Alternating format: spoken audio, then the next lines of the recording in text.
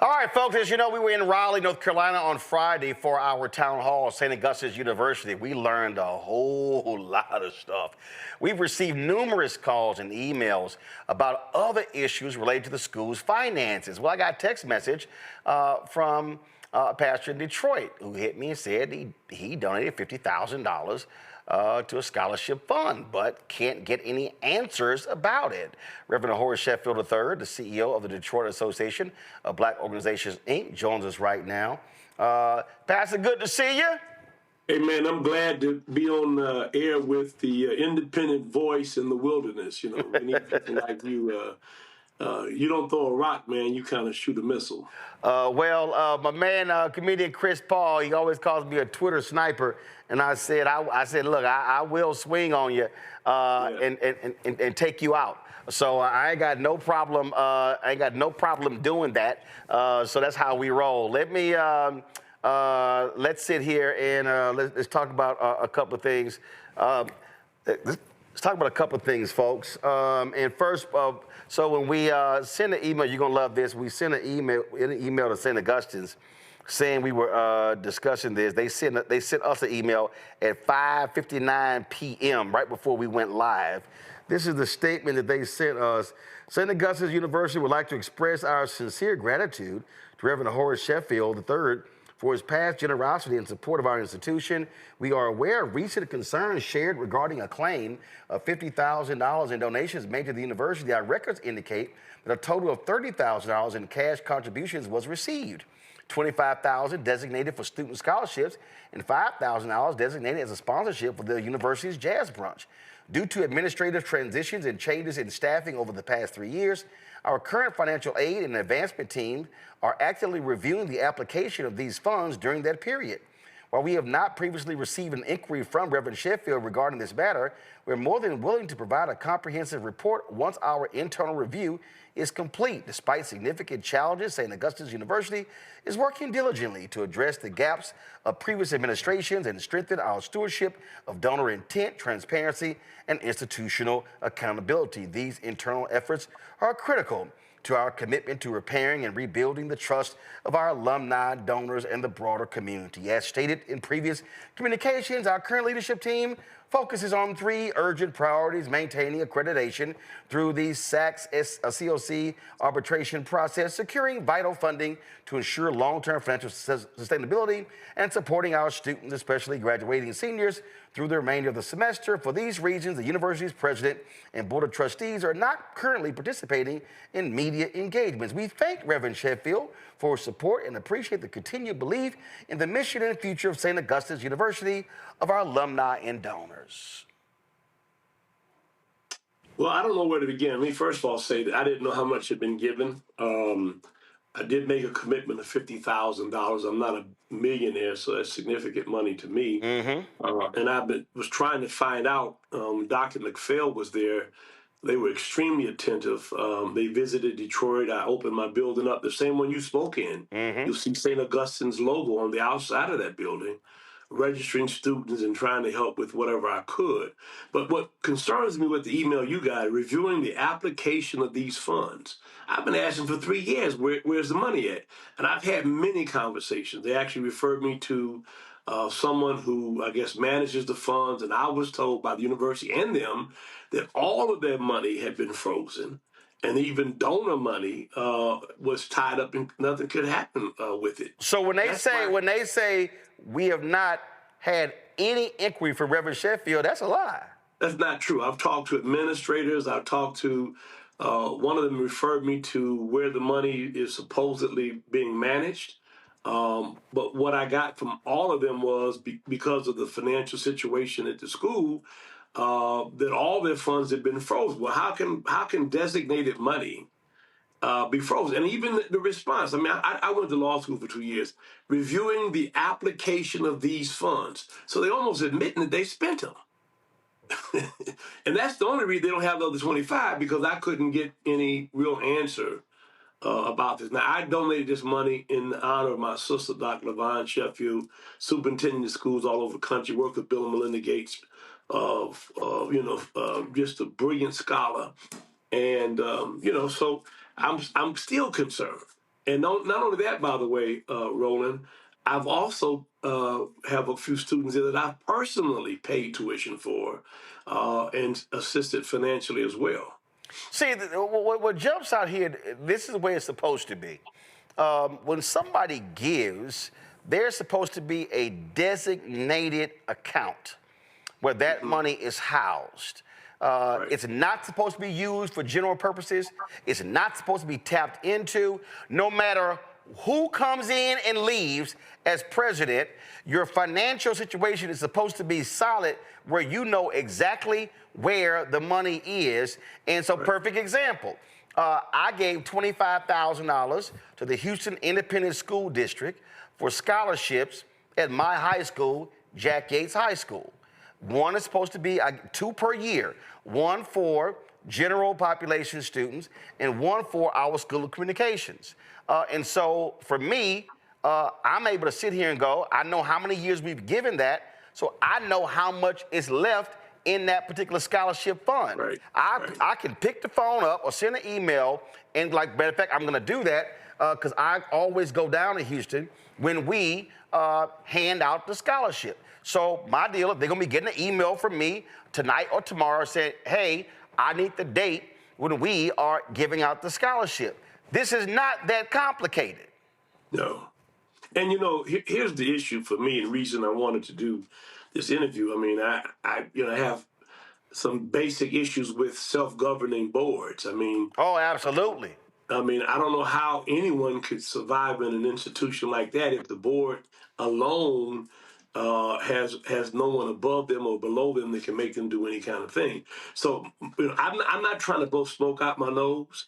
Like you, Roland, I work hard for my money. I want my money to work the way I want it to work. And I'm telling you, I've had at least 3 people I spoke with at this university. In fact, I was signed up to teach New Testament and religious studies. I've got several degrees, enrolled students, and then this Dr. McPhail was let go. And I will also tell you, I know for a fact that someone else was let go there because they went into endowment money, donor money, and transferred it with a phone call, right, to wherever the money was and had it transferred to the university. So, that's why I put a halt on the other 25,000. And I just wanted to know where my money was. And what I think maybe one of the reasons there's been some hesitancy is I'm also very involved with Wayne County Community College District, which is 80,000 primarily African students. And I thought about transferring the money over there where, it could have more local impact. I know the chancellor, Dr. Ivy, very well. And he pours into my organization. And I just brought that up. Can I get my money since I'm not satisfied, number one, with what's happened to Dr. McPhail? I don't know if you know about some of the land deals that took place there. Mm-hmm. It's a whole bunch of stuff. And then when I saw your program and you talk with the gentleman who's been successful at getting accreditation for some HBCUs that lost it, and they not even returned the phone call. That bothered me.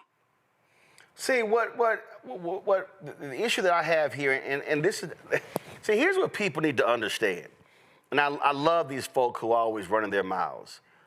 I interned at the Houston Defender in 1990. One of the first stories I wrote that summer was when the board got rid of Texas Southern University's president, James Douglas, did an audit, and they discovered lax financial standards and how scholarship money was being used and diverted to other programs. Mm-hmm. That was 1990. Right. So let's be real clear. For 35 years, I have been reporting on various things, good, bad, and ugly, at HBCUs. So when you text me, I knew exactly what this was, and all this. Well, we reviewing and we looking at this and we doing this, and our board and our administration. Let's just be real clear. That's a bunch, and you're a pastor, so I ain't gonna cuss in this segment, but they gonna make me cuss.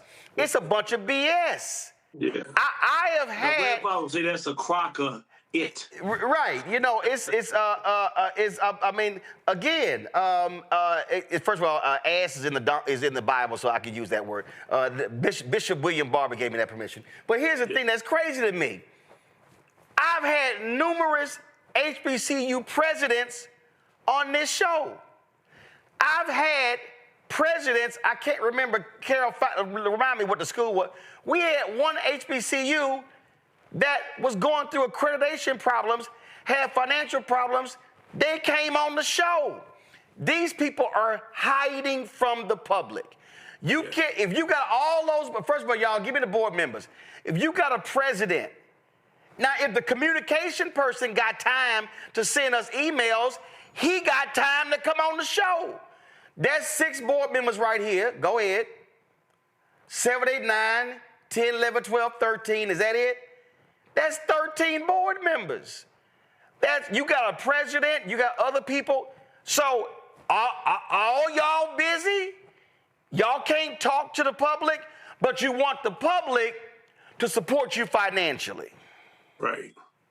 Yeah, I think that the notion, and I heard you mention this during that broadcast of the self-appointing board, they get public monies. They get scholarship monies from the National Negro College Fund. All of that seems to me it lends itself to some kind of public scrutiny.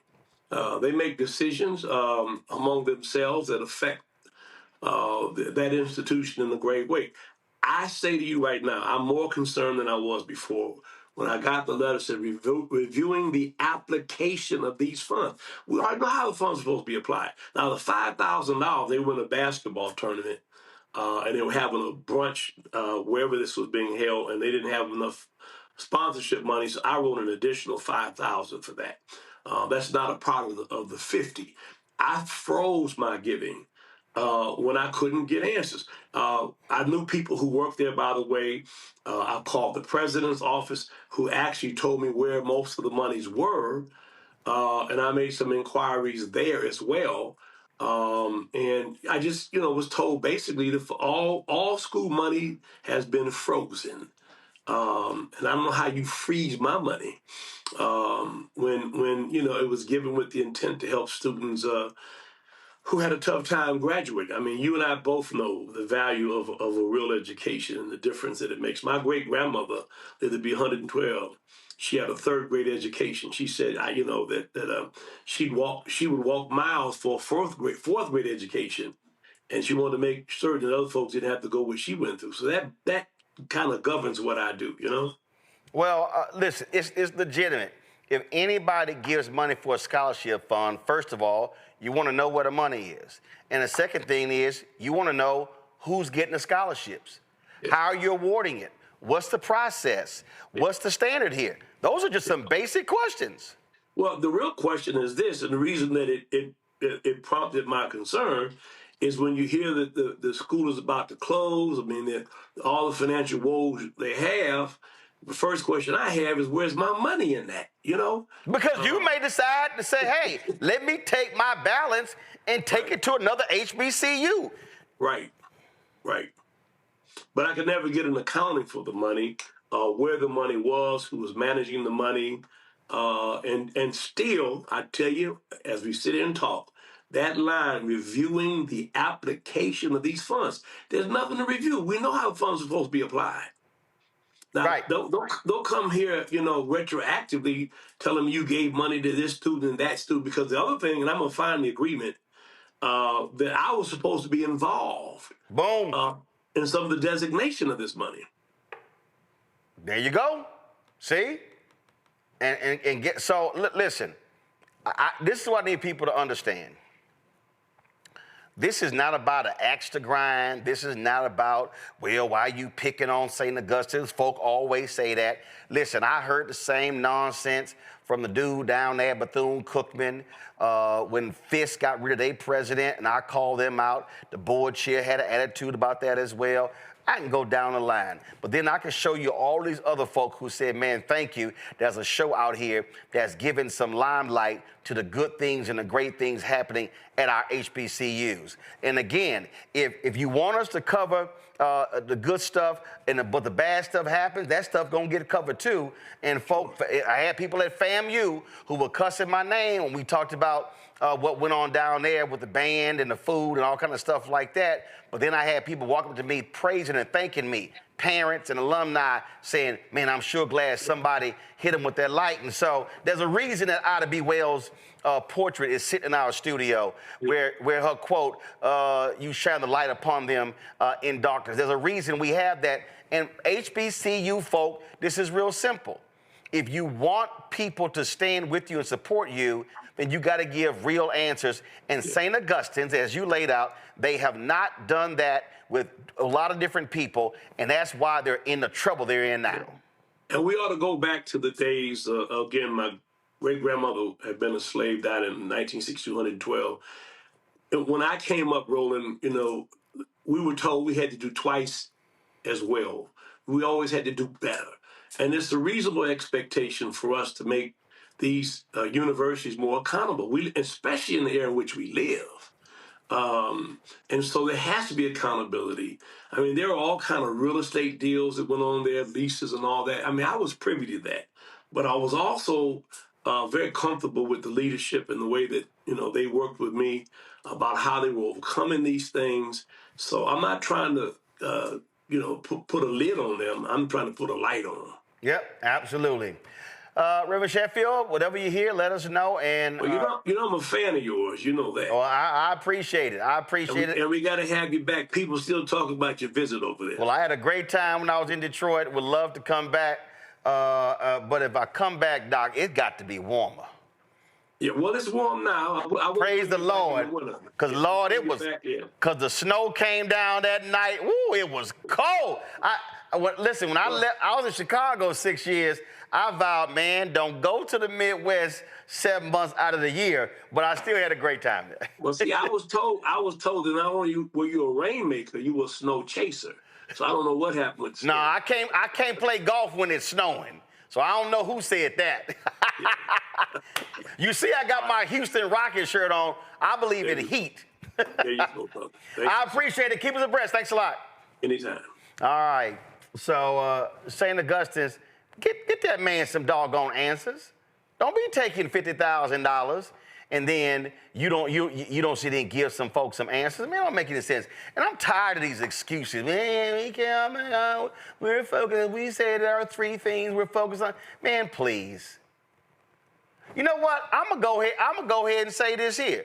Okay, St. Augustine's, answer this for me.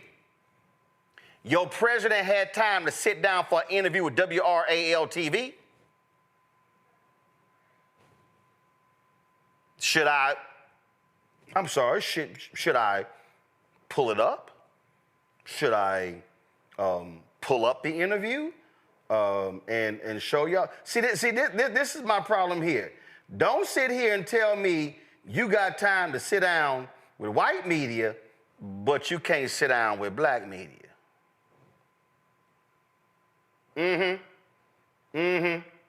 See, all that coverage there. Don't sit here and talk about how, you've got, you trying to sit here and raise money and all this sort of stuff, but you ain't got time to sit down with black-owned media.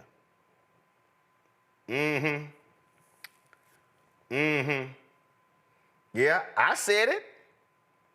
It's amazing how folk want to run from accountability and you don't want to come talk to black-owned media that is always See, y'all gonna make me, let me just go ahead and just do this. Henry, you can go ahead. See, y'all need to understand something. Let me just go ahead and do this here. Here, you can zoom that camera out, so why don't you zoom my camera too? So some of y'all need to understand, right here. Now, I already told y'all all the HBCUs I've been to. So some of y'all don't even realize, right here, right here. See, y'all might be sitting like, man, Roland, why you got all this stuff on your desk? So just so y'all understand, because see, there's always the people who are running their mouths, okay? See, This here, this was one of the St. Augustine shirt we got while we were there, okay? So just in case y'all confused, that's a St. Augustine shirt. Now, when I spoke there several years ago, this was the hoodie they gave me at St. Augustine. But see, we ain't done here. See, some of y'all don't even understand, okay? Fayetteville State University. Let me go ahead and sit here and do a roll call, okay? That's somebody else's shirt they mailed me, so I'll throw that out of here. Okay, what we got right here? It was Water University. Fort Valley State University.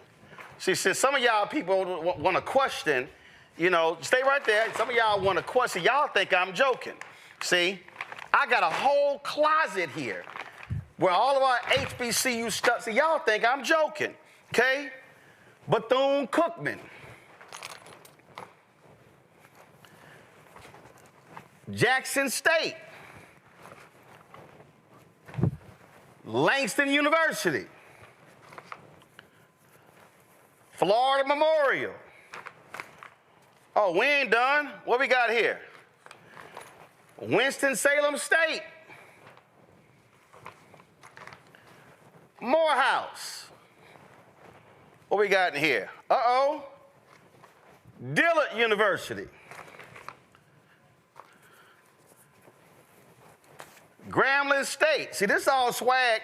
I wear a lot of this on the show. I only wear swag on HBCUs I've been to. There are 107. I've been to 60 of them. Dillard. Tennessee State. See, this is for the St. Aug administration and board. Bowie State. Since y'all think I'm joking. Claflin, I love my HBCU. Let's see here. Lincoln University in Pennsylvania. Alabama A&M. Let's see here. Again, Claflin. That's a nice Claflin with the C right there. What we got here? North Carolina Central. One of my fans actually made this for me. It's a HBCU track jacket. And you see, they got Virginia State, Virginia Union, Alabama State, Coppin State, FAMU, Florida Memorial, Spelman. They got all of these HBCUs on this jacket right here. Oh, I ain't done. Y'all think I'm done. I ain't done. Let's see, Howard. Shut up. One of them folk in the control room, a Howard student. She the loudest one in there. Okay, Grambling gave me a track suit right here. I got the pants in here somewhere. Let's see, who we got right here? Who's this? FAMU. Who we got right here? Oh, Virginia State gave me this sweater jacket. Appreciate that. I did their commencement. Let's see. Who we got here? Virginia Union. Another Grambling shirt. Whose rugby shirt is this? Lane College. North Carolina A&T. Who we got here? North Carolina A&T, University District of Columbia Law School, Grambling polo shirt. Who we got here? Another Claflin. Let's see here. Another Grambling, but I ain't done. See, I need the St. Aug board and its president to understand that we ain't playing games over here, that we ain't joking around when we talk about how we support HBCUs. But what we don't support is when folk don't want to sit here and give us proper answers to what's going on, and when other people are also asking lots of questions. Let me see. Morehouse. Oh yeah, this wasn't planned, but I'm gonna do it. Bethune-Cookman. That's somebody else. Fort Valley State. See, folks send me hoodies and t-shirts I can wear in the winter and the summer. Who we got here? Alabama State. Harris Stowe. Calm down, Southern. Here y'all go. Southern Jaguars. Let's see. Who is this? Fort Valley State. See, I got some other people. Oh, we did the show at Edward Waters University. Look, all this about to fall. At the Edward Waters University, and so they gave me all sorts of swag. So I got Edward Waters University, another Edward Waters, another Edward Waters, Norfolk State, and then the St. Aug shirt that we got. We were there Friday. I know I got a Clark Atlanta sweater. I don't know where it is. And I might have some other swag in there. But that's what we got. So I need, well, Hampton ain't give me no Hampton gear. I spoke at Hampton 2 or 3 times. See, I told y'all, I've been at HBCUs. If they ain't give me no swag, I ain't got no swag. So Hampton, y'all might want to correct that. University of Virginia, Lynchburg, y'all need to send me something too. But let's see here. I know they got some Texas Southern around here. No, Texas Southern, y'all ain't sent me nothing. I'm from Houston. Y'all should be ashamed of y'all selves. Prairie View, you too. Y'all want me to wear the stuff on the show, that's what we gonna do. But let's see. Oh, I didn't bring it. I know I got it somewhere. I think it's still at home. Wilberforce, Central State, y'all ain't sent me. Did y'all commencement? Y'all need to send me something too. Morgan State, I think I got something from y'all, but I spoke to. But why am I saying all this, y'all? Can't nobody ever say that this show does not support HBCUs. Can't nobody ever say that we don't elevate HBCUs. We have HBCU professors on here, law school professors on here, people in all kind of different areas. And so we do this here. Somebody said Barber Scotia. I ain't never been to Barber Scotia. Alcorn State. Alcorn State, y'all ain't send me no gear. I've been to y'all campus, but y'all didn't send me any gear. All y'all in here, all y'all in YouTube talking about where your school. If y'all don't, if some of y'all don't see your school, I showed Jackson State sweatshirt.